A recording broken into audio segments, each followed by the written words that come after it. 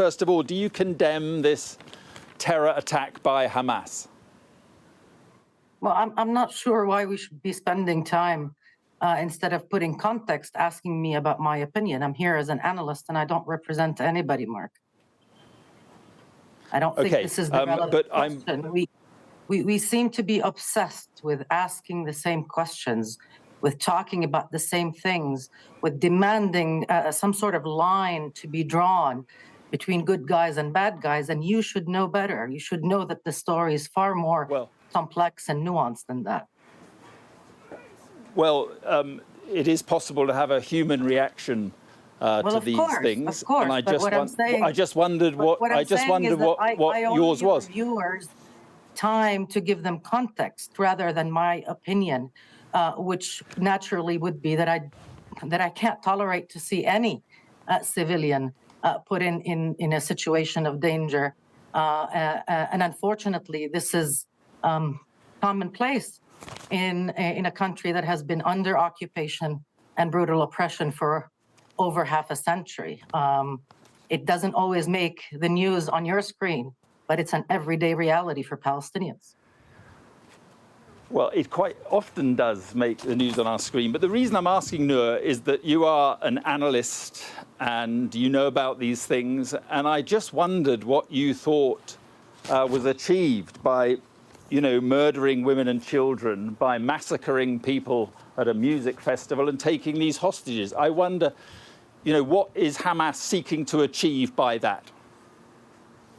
Well, let me start from the beginning, which is that for months, and even here on Sky News, experts and observers like me have warned the situation is reaching a breaking point. Israel is killing a record number of Palestinian civilians. It is imprisoning a record number of Palestinians, demolishing a record number of Palestinian homes. There is absolutely no horizon. You have a right-wing government that has stated its goal as decimating hope for Palestinian statehood. So that dead-end reality brought us to where we are now, where diplomatic efforts are labeled as diplomatic terrorism, where academics who speak out are labeled as anti-Semitic, where any mobilization in civil spaces for justice, for Palestinian rights is also labeled and maligned. There were no avenues. And it was an opportunity for groups like Hamas and others who see no other option but armed action to take center stage. That dead end, that failure to create a horizon is exactly what brought us all to this very tragic point where everybody is suffering. Yeah, absolutely. And clearly, Palestinians have legitimate grievances. My point is really, what does a terror attack like this do to help the Palestinians?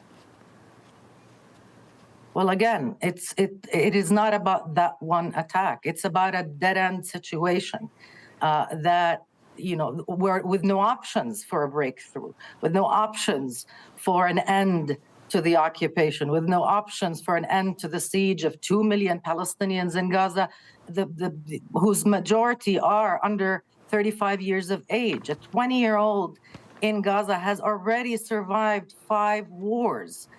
So one of them at least lasted for 51 days. In every one of them, hundreds of children were killed.